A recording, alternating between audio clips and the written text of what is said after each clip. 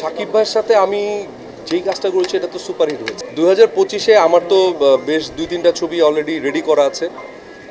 সার্বিক পরিস্থিতির কারণে হয়তো রিলিজ দিচ্ছে না, এগুলো তো 2025-এ রিলিজ পাবে। প্রথমে থ্যাংক ইউ সবাইকে, হয়তো আজকে সকালে দেখা হয়েছিল একবার। সত্যি কথা বলতে কি, আমি রায়হান রাফির যে মায়া ফিল্মটা, ওয়েব ফিল্মটা, এটার জন্য এই লাস্ট উইকে একটা অ্যাওয়ার্ড পেলাম ইউএসএতে, এবং আজকে ঢাকায় নেমেই আবার আরেকটা অ্যাওয়ার্ড। সো খুবই ভালো লাগছে। ভালো কাজ করলে আসলে সেটার অনেক দূর মানে অনেক কিছু পাওয়া যায়, সেটা আমি পেয়েছি দর্শকের কাছ থেকে যেমন সাড়া পেয়েছি, এবং ব্যাক টু ব্যাক 2টা পুরস্কার পেলাম, আজকে একটা পেলাম এবং ইউএসএতে একটা পেলাম। খুবই ভালো লাগছে এবং সব কিছু মিলিয়ে আলহামদুলিল্লাহ। শুটিংয়ে যাবো, হয়তো বা এটা বড় করে প্রেস কনফারেন্স করা হবে ইনশাআল্লাহ। তো কাজের মধ্যেই আছি। ফিল্মের শুটিং হবে নতুন, এই বছর শুরু হবে, নেক্সট ইয়ার আবার নতুন ছবি শুরু হবে। 2-3টা ছবি নিয়ে ইনশাআল্লাহ ব্যাক টু ব্যাক শুটিংয়ে যাব। প্রথম মানে কুসুম আমার খুবই ভালো বন্ধু, আমরা ব্যাক টু ব্যাক 2টা বেশ ভালো ছবি করেছি এবং সেটা ন্যাশনাল অ্যাওয়ার্ড পেয়েছে। আরেকটা তো একদম আমার মনে হয় যে ডিজিটালি মনে হয় প্রথম ছবি লাল টিম, এবং বেশ বড় পরিসর হয়েছে। সো ওর সাথে যে 2টা ছবি করেছি দুটাই খুব গ্রহণযোগ্যতা পেয়েছে এবং বেশ ভালো মানের ছবি হয়েছে। সো আমি ওয়েট করছি যে থার্ড ছবিটা কবে হবে। কতদিন পর দেখা হলো? কতদিন পর দেখা হচ্ছে আমাদের? অনেকদিন পর দেখা। একসাথে কাজ করার কোনো প্ল্যান আছে?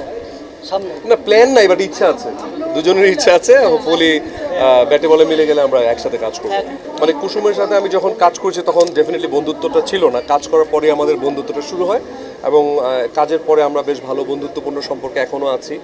অনেক বছর পর দেখা হলেও ওর সাথে একটা আন্তরিকতা সবসময় থাকে, ভবিষ্যতেও থাকবে।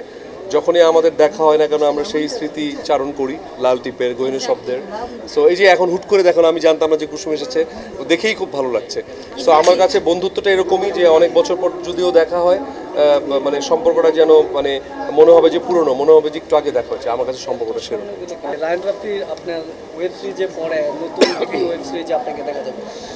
আসলে এটা একটা ওয়েব ফিল্ম ছিল মায়াটা, এবং সত্যি কথা বলতে রায়হান রাফি তো ডেফিনেটলি এই সময় একজন বড় নির্মাতা।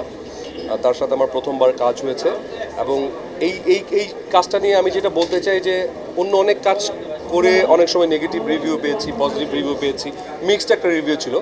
But for the first time আমার হোল ক্যারিয়ারই যদি বলি, একদম 100% পজিটিভ রিভিউ পেয়েছি। এটা নিয়ে এখন পর্যন্ত কেউ নেগেটিভ বলেনি। তো আমার যে একটা মানে ইচ্ছে ছিল যে আমি যদি ওটিটিতে স্টার্ট করি, এমন কারোর সাথে কাজ করতে চাই আর এমন একটা ক্যারেক্টার প্লে করতে চাই যেন মানুষ বুঝতে পারে যে ইমন শুধু ললিপপ হারকা ক্যারেক্টারই করে না, যে একটু অন্যরকম ক্যারেক্টারও প্লে করতে পারে। সেটাই একটা প্রমাণ করার জায়গা ছিল।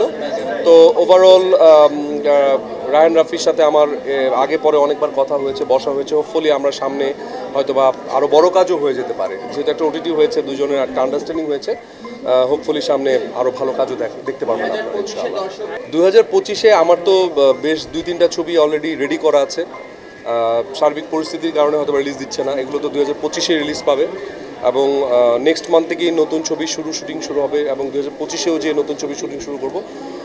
আশা করছি 2025-এ বেশ কয়েকটা ছবি রিলিজ পাবে ইনশাআল্লাহ। সাকিব ভাইয়ের সাথে আমি যেই কাজটা করেছি এটা তো সুপারহিট হয়েছে, এবং দর্শক এখনও বেশ মানে পাসওয়ার্ডের কথা যদি বলি, সবাই খুব এনজয় করেছে। তো সাকিব ভাইয়ের আমি যদি কোনো কাজ করি, আমাদের বেশ মাঝে মাঝে কথাবার্তাও হয়, আমরা যদি একসাথে একটা কাজ করি আর মানে আরও ধামাকা দিয়ে কাজ করবো ইনশাল্লাহ। হোপফুলি দেখাও যেতে পারে খুব শিগগিরই। ইন্ডিয়ার কয়েকজন পরিচালক আমার সাথে বেশ অনেক ধরে কথাবার্তা বলেছেন, বাট তারা চাচ্ছেনও আমি করি শুটিং, কিন্তু তাদের সাথে এখন আমার ব্যাটে বলে কোনো কিছু মিলেনি। যদি মিলে তখন হয়তো বা জানিয়ে করতে পারবো সবাই। মানে তখন ইচ্ছা আছে যে আরো মানে ইচ্ছা না, দেখেন আমি তো একজন অ্যাক্টর, আমি যে কোনো দেশেই কাজ করতে পারি। হ্যাঁ, সো আমার যেখানে সুযোগ মিলবে, ভালো আমার ক্যারেক্টার মিলবে, আমি সেখানেই কাজ করবো।